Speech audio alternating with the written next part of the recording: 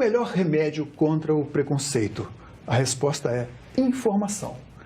A grande maioria das doenças de pele não são contagiosas, mas por desconhecer esse fato, muitas pessoas, sobretudo crianças, sofrem com a discriminação. Num gesto de atitude e cidadania, duas médicas dermatologistas lançaram uma campanha nacional de esclarecimento em defesa da autoestima de milhares de pessoas. Para falar desse tema, aqui no estúdio, recebemos nossas convidadas, Régia Celi Patriota de Sica e Luciana de Paula Samorano Lima. Sejam bem-vindas aqui ao Cidadania. Muito obrigado. Para nós, depois de conhecermos o trabalho de vocês, ficamos muito sensibilizados, porque realmente esse é o espírito da medicina que todos queremos que seja prestado, sobretudo nas instituições públicas. E vocês são de uma instituição de muito prestígio, que é o Hospital de Clínicas de São Paulo, né? Bom, Régia, eu queria que vocês contassem um pouco da história, porque isso tem a ver com sentimento, com sensibilização. Você tem uma grande experiência como dermatologista, seu currículo quase não cabe aqui no parágrafo, né? Mas, enfim, o que despertou em você essa mobilização? Como que surgiu essa ideia? Bem, Paulo, primeiramente, muito obrigada por estar aqui, né, com vocês. É muito importante estar levando informação, né? Eu agradeço muito. O que levou a fazer esse trabalho foi... Eu fui procurar fazer um curso de fotografia. Nesse curso de fotografia, como a dermatologia usa muito foto, né, e por questão pessoal, eu digo, eu vou fazer um curso para que eu me sinta melhor nas fotos com meus pacientes, né, na minha vida pessoal. E como trabalho de conclusão de curso, né, do segundo ano de fotografia, veio uma inspiração de fazer um trabalho com essas crianças e as mães, né, no sentido de mostrar como as crianças e as mães gostariam de ser vistas na sociedade, e também o amor e o carinho das mães com seus filhos perante essas crianças que têm essas doenças de pele, que não são contagiosas, né, mas que sofrem muito preconceito, né? Nós estamos falando aí de 4 doenças raras, ou seja, que atingem, por definição, no máximo 65 indivíduos numa população de 100 mil, né? E vocês focaram em 4 doenças que são doenças que têm uma ligação com a genética, né? São transmitidas dos pais para os filhos, né? Que doenças são essas e como elas se caracterizam, Luciana? Então, também agradeço a oportunidade de estar aqui no seu programa, né? E as doenças que nós optamos por trabalhar, né, nessa instituição, nessa ONG, são a epidermólise bolhosa congênita, as ictioses, o xeroderma pigmentoso e as displasias ectodérmicas. São grupos de genodermatoses. Genodermatoses são doenças, como você bem definiu, genéticas, que apresentam alterações na pele e também pode haver alterações em outros órgãos. E a pessoa nasce já com essa doença. Por vezes, algumas das manifestações vão aparecendo ao longo da vida. E são doenças, nós optamos, né, por fazer principalmente um trabalho voltado para as pessoas com essas doenças, por conta delas serem realmente raras, pelo desconhecimento das pessoas em relação a essas doenças, o preconceito que está relacionado a elas, muitas vezes por conta do desconhecimento, e pelo sofrimento que as pessoas portadoras dessas doenças apresentam. Nós preparamos aqui alguns chamaríamos antes de slides, mas são fotos de sua autoria, essas Minha fotos? autoria, isso. Muito bonitas, são fotos que traduzem sentimento, né? E qual a doença aqui quais estão sendo mostradas ali? Essa foto aqui? Na realidade, a exposição engloba várias doenças, não tão específicas das doenças raras, da genodermatose. Então, temos aí, no caso... Vocês focaram e selecionaram aquelas que podem suscitar mais preconceito e que, por essa via reversa, digamos assim, maior trauma para o portador da doença e para os seus familiares, em geral, a mãe, né? A mãe. Mas assim, Paulo, nessa exposição a gente não tinha noção do que hoje ia ter a nossa instituição tratando das doenças raras. No caso, esse paciente ele tem epidermose bolhosa. Né? Epidermólise bolhosa. Que é a doença rara, né? Isso se manifesta em que, já na primeira infância, essa doença? Essa doença começa desde os primeiros meses de vida, às vezes até no próprio período intraútero, a criança já nasce com feridas na pele, às vezes na própria maternidade, então nasce ainda sem lesão e ali na própria maternidade começam as primeiras lesões, mas é bem precoce, né? São bem precoces as manifestações.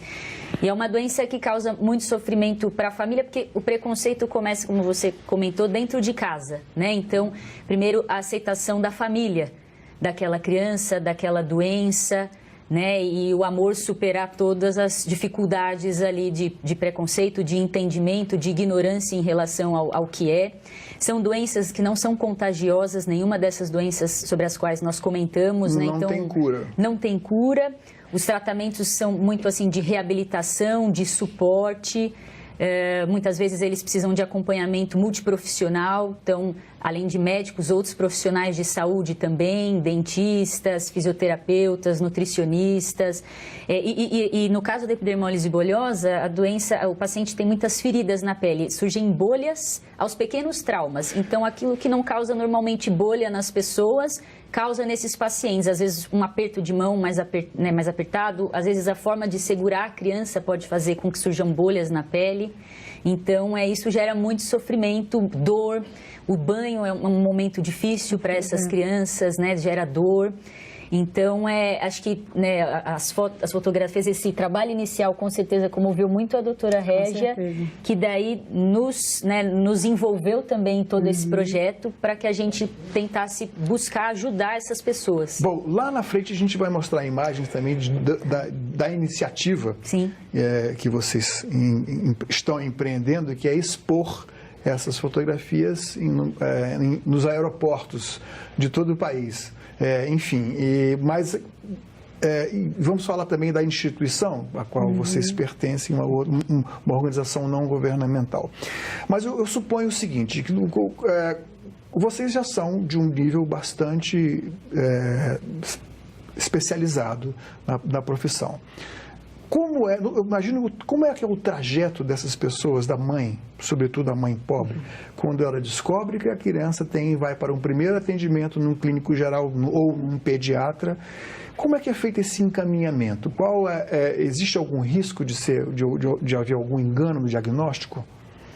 Existe, né? Então, com algumas dessas doenças existe. Então, é um desafio, acho que até para os próprios médicos, porque são doenças raras. São doenças raras, né? E doenças de pele e raras. Então, muitas vezes o paciente, ele demora um pouco para ter o diagnóstico. Há poucos centros de referência, há poucos centros que dispõem de exames que possam ajudar na definição da forma daquela doença. Até mesmo em centros de referência no Brasil nós temos dificuldades, então não temos amplamente disponíveis testes genéticos, que são os exames padrão ouro para a classificação e melhor definição dessas doenças. Então, a gente também, na verdade, trabalha com dificuldades, mesmo nos centros de referência. Então, muitas vezes essa criança nasce, ela tem ali uma primeira assistência, mas às vezes para ela chegar num centro de referência demora um pouco. E nisso, às vezes, vem a desinformação, a curativos e tratamentos, às vezes, inadequados, que até pioram a evolução do paciente. Então, a gente também tem muito essa preocupação, né, de que precisa melhorar a assistência para esses pacientes, não só no centro de referência, que também tem suas dificuldades, mas ampliar o atendimento, ampliar centros que possam dar uma melhor assistência para esses pacientes. Mas, por favor. Temos uma parceria público-privada com a Secretaria da Saúde do Estado de São Paulo. Justamente vem a resposta para a sua pergunta. Ou seja, uma política pública, né? Exatamente. Coordenada pela doutora Carmela, que ela é a coordenadora nacional do programa de triagem do neonatal e também dessa política de atenção aos pacientes portadores de doenças raras. Então, isso aí é muito importante, porque vai ter uma diretrizes, estudo clínico, diagnóstico, segmento e terapêutico. vai encontro essa sua pergunta que você falou. Então, temos essa parceria com esse... Agora, a pele, ela embora não seja descrita, né, comumente como um órgão, ela é um órgão do corpo humano. E é o órgão mais evidente, enfim. Ela é como se fosse o nosso cartão de apresentação. E qualquer lesão que se tenha na pele, de qualquer forma, é natural que ela chame a atenção. Né? E a minha pergunta para você é, em que momento você percebeu que a fotografia poderia ser porque normalmente os atlas de dermatologia, aqueles livros, você tem, mas a fotografia não traduz o que se passa por trás da pessoa que é portadora de uma doença dessa. Isso teve alguma influência na sua formação como fotógrafa? Com certeza, com certeza. Depois que eu editei umas 400 fotos para editar umas 17 agora. Depois que fazem parte da exposição. Fazem parte da exposição. Depois que foram editadas, até eu fiquei surpresa. Eu não imaginava que ia passar esse lado, né, desse sentimento da mãe com o filho e para as pessoas que estavam observando. Para mim foi uma surpresa. Eu não imaginava que ia dar esse resultado e como está crescendo esse trabalho. Nós vemos aqui ao fundo fotos da exposição nos aeroportos. Essas fotos, nós fomos em 11, já fizemos 11 exposições no Brasil. Inclusive, começamos na Associação Paulista de Medicina, fomos na Memorial da América Latina, o Instituto Gol patrocinou para ir nos aeroportos, fomos em 4 aeroportos internacionais. Que são pontos de cruzamento das pessoas. Temos aqui em Brasília, Recife, Salvador, Porto Alegre, tivemos em São Paulo, tivemos no Rio de Janeiro, tivemos uma repercussão de 60 mil pessoas puderam dar acesso a essas informações. Foi muito, muito gratificante esse trabalho e a gente quer continuar com essa divulgação, porque queremos acabar com o preconceito. Né? Agora, vocês têm noção do desafio enorme, porque vocês certamente escutaram muitas histórias de mães. Se você pudesse relatar alguma aqui, Luciana, que tenha te sensibilizado. Acho que são muitas histórias mesmo, né? Mas até vindo para cá, nós estávamos comentando de algumas em especial. E tem um paciente que nós acompanhamos, ele já é adulto, mas acompanha conosco desde criança. E ele, assim, acho que a partir, né, das exposições, depois das atividades que se iniciaram, da ONG e da própria assistência que ele recebe também no hospital, a partir disso a gente percebeu que a vida dele passou a ter um novo significado. Então, é um paciente que agora tem novos interesses, ele faz desenhos, ele desenvolve novos projetos, e então, assim, e tem outras, né? Nós comentamos até sobre outros. Então, acho que, claro, a gente, né, tem também, pela nossa profissão, um papel de assistência, mas a gente também está muito preocupada com essa questão do preconceito. Então, de tentar ajudar essas pessoas também no sentido de inclusão social, de que elas possam, né, sofrer menos os impactos por ser justamente uma doença que é muito aparente e as pessoas desconhecem, as pessoas às vezes pensam que que a doença pode ser contagiosa, né? E elas não são. Então, acho que essa é uma grande preocupação nossa também, tentar diminuir o preconceito e melhorar a inclusão social dessas pessoas. Bom, você faz parte do conselho diretor e a Régia, a doutora Régia, é diretora de uma ONG, que é a Casa Santa Terezinha de Lisieux. Enfim, quando surgiu essa ONG e como é que vocês têm feito essa interface junto com o trabalho dentro do setor público no Hospital de Clínicas? Na realidade, só para entender um pouco a logística, teve os 3 anos de divulgação, com isso precisava fazer alguma coisa. A partir de quando? De 2013 a 2016. 3 anos fazendo a divulgação. Como vocês divulgavam? Através das exposições, na mídia, rádio, televisão, jornal. Fomos bastante na mídia. Conseguindo abrir o espaço. Conseguimos, ali, né? Conseguimos. Aí depois, e agora? Temos que fazer alguma coisa. Temos que ajudar mais. Com isso veio a ideia de termos um espaço físico para que pudesse fazer a inclusão social dessas pessoas, ajudando no apoio psicossocial. Né? Então, não só da criança e do adolescente portador de dermatose, mas também das suas mães. As mães são muito sofridas, abandonadas também. Então, a Casa Santa Teresinha de Lisieux, ele vai proporcionar esse apoio psicossocial. Funciona, né, também como elemento de ligação. Com certeza, que é preciso, né? Porque essas doenças, doenças crônicas, incuráveis e doenças essas raras, né, principalmente, elas precisam dos dois pilares, o tratamento biológico e o tratamento psicossocial, né? Você não pode estar só com um. Então, nós temos aí aqui na nossa tela, só para chamar a atenção, a Casa Santa Teresinha de Lisieux, cstl.org.br, que quem acessar vai conhecer o trabalho. Aliás, é um site muito bonito, parabéns por isso. E pode ter também apoio. O contato, você pode escrever para lá, né? O contato@cstl.org.br. Desculpa te interromper. Mas enfim. Então, vocês funcionam assim como gestoras lá de uma organização não governamental. E você já tem, assim, embora sejam doenças raras, você já tem uma casuística de atendimento, creio eu, em torno de mais de uma centena de pessoas atendidas, né? Vai gente de todo o país, Luciana, para lá? Gente de todo o país. Então, tem bastante paciente de São Paulo, estado de São Paulo, mas nós atendemos pessoas de Tocantins, da Bahia, até do Distrito Federal. Então, assim, tem pessoas de todo o país mesmo que são atendidas. No HC. No HC, no Hospital das Clínicas, né? Isso. E a ideia também, claro, do projeto, né, é que também seja nacional. A sede é em São Paulo, né? Mas a ideia é que isso também, né, possa auxiliar pessoas de todo o país. E assim, nesse período, como a doutora Régia mencionou, né, nós desenvolvemos também alguns projetos, além, né, das fotos da exposição, que ela conduziu muito bem, né, e que alcançou muitas pessoas. Nós fizemos alguns vídeos, né, então tem alguns vídeos sobre as doenças, tem o vídeo Além da Pele, tem alguns folders, alguns textos, materiais que foram desenvolvidos. Aulas, né, então tudo para tentar educar mesmo as pessoas na medida daquilo que a gente pode melhor fazer, né, tenta fazer, para atingir mais pessoas e ampliar o conhecimento. Por favor.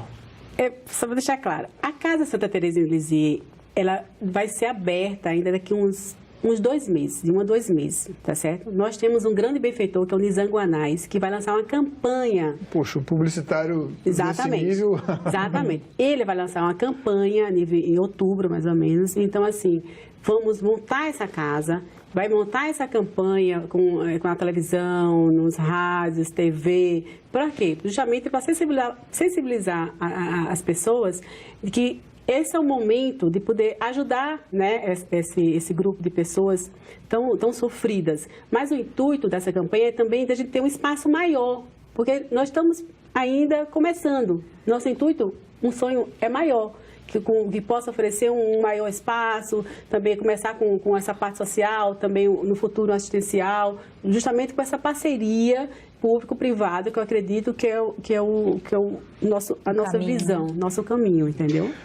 Vocês que lidam lá no atendimento a essas pessoas, essas famílias portadoras os doentes portadores de doenças de pele, doenças raras, e que sentem a dificuldade no dia a dia, eu queria saber que crítica vocês fazem às leis e às políticas públicas no momento em que estão falhando com relação a vocês. Eu penso que assim tem bastante coisa para ser feita ainda. Então, há alguns projetos de lei e leis voltadas para doenças raras, mas não há leis específicas e projetos de leis específicos para algumas dessas doenças que geram muito sofrimento para os pacientes portadores, né? Então, nós sentimos falta de muitas coisas na assistência a esses pacientes. Então, por exemplo, para o diagnóstico, nós fazemos, na maioria das vezes, pelas características clínicas, avaliando as lesões. Temos alguns exames disponíveis no sistema público, como, por exemplo, biópsia para anatomopatológico, biópsia para imunomapeamento, isso no caso das epidermólises bolhosas congênitas. Mas o exame padrão ouro para o diagnóstico de todas essas genodermatoses são os testes genéticos, quando disponíveis, quando os genes já são identificados, né? Esses testes, eles já existem no Brasil e não estão disponíveis porque são muito caros, ou eles não são registrados aqui pela Anvisa no Brasil? Eles já estão disponíveis para a maioria dessas doenças, mas a questão é mais mesmo que não há recursos no sistema público para que isso seja implementado. Então, às vezes nós conseguimos para alguns pacientes envolvido em algum projeto de pesquisa, com algum recurso específico relacionado à pesquisa, mas não são exames que a gente consegue fazer de rotina para a grande maioria dos pacientes. E eles são importantes porque você classificar melhor o tipo de doença que o paciente tem, você define melhor o prognóstico, então isso auxilia no manejo do paciente. Doutora Régia, a gente sabe aqui, por conviver nas comissões aqui do Senado com iniciativas de senadores com relação às doenças, a melhor atender os portadores, as famílias dos portadores de doenças raras, que existe um processo de judicialização também, às vezes na busca de medicamentos que não foram autorizados ainda aqui no país, ou que custam caro para os que são caros para as posses, para o nível de renda das famílias. Isso é muito frequente, vocês conviverem com esse problema? Com certeza, muito frequente. Inclusive muito caro para o Estado, né? Então, isso é uma preocupação muito grande da Secretaria da Saúde do Estado de São Paulo, onde para onde convergem é muito os caro. processos, né? Cada processo desse para o Estado... Os mandados judiciais para que seja fornecido o medicamento. Com certeza. Por isso que a gente busca melhorar isso, né? Através justamente de oferecendo um tratamento, né? O Ministério da Saúde, né? Consciente disso, né? Ter os curativos adequados para aqueles centros especializados, né, Luciana? Isso melhora. Uhum. Bom, nós estamos vendo aqui um trecho do vídeo de sensibilização que vocês prepararam, que vocês idealizaram, estão divulgando, né, para sensibilizar as pessoas a importância que tem o carinho, né? O carinho da mãe, sobretudo, mas que é mãe e o doente, né? A pessoa que tem a doença, não sejam vítimas, além das próprias mazelas da doença, do preconceito. Né? Enfim, eu só posso dar os parabéns a vocês, porque uma iniciativa dessas, enfim, não é numericamente não é importante, porque são doenças raras. No final acaba sendo porque vocês estão no final do trajeto para onde são encaminhadas todas essas pessoas. Assim. Qual o planejamento que vocês têm, tanto lá no Hospital de Clínicas, que é uma instituição pública, como na Casa Santa Terezinha de Lisieux? O que vocês estão prevendo para o futuro? Ampliar, enfim, qual a estratégia que vocês estão usando? Acho que junto, né, com junto com o sistema privado e público, né, então com essas duas iniciativas, acho que os nossos objetivos são ampliar a assistência, melhorar a assistência, que haja outros centros de referência disponíveis e também a inclusão social. E nisso acho que a doutora Régia pode falar bastante aí também do projeto, né? O projeto da Casa Santa Terezinha visa atividades sociais, né? Vão ter lá aulas de teatro, de dança, brinquedoteca, leitura, vai fazer uma integração com as outras pessoas que não são portadores dessas doenças. Vai ser uma coisa assim, inovadora, que não existe no Brasil, né? Esse trabalho de inclusão social, né? E o bom é que está imobilizando as pessoas. Belíssima foto, hein? Parabéns, Régia. É uma coisa que toca, né? Esse filme foi patrocinado pelo Instituto Gol, o filme Além da Pele, tem mais ou menos 2 minutos, vale a pena para acessar no YouTube, vale a pena ver, tá lindo realmente, foi feito com muito carinho, com muito amor. Além da Pele, ou não? Além da Pele. Okay. Porque a exposição é Além da Pele, a beleza da alma e da família, né? Então, aí gerou o filme Além da Pele. Então, nós temos aí mais uma vez o site da instituição, né? www.cstl.org.br. Tá? Doutora Luciana, doutora Régia, muito obrigado e parabéns pela iniciativa mais uma vez. Estamos aqui de portas abertas para apoiar essa iniciativa e apoiá-las nessa jornada de grande sensibilidade. Muito obrigado. Agradecemos. Agradecemos. Muito Obrigada. obrigada por essa oportunidade. Para rever ou baixar este programa, acesse o site senado.leg.br/tv ou então o canal da TV Senado no YouTube, youtube.com/TV Senado. Para fazer um comentário, crítica ou sugestão, mande um WhatsApp para 619-9966-1616 ou ligue grátis para 0800 61 2211. Obrigado pela companhia e até o próximo Cidadania.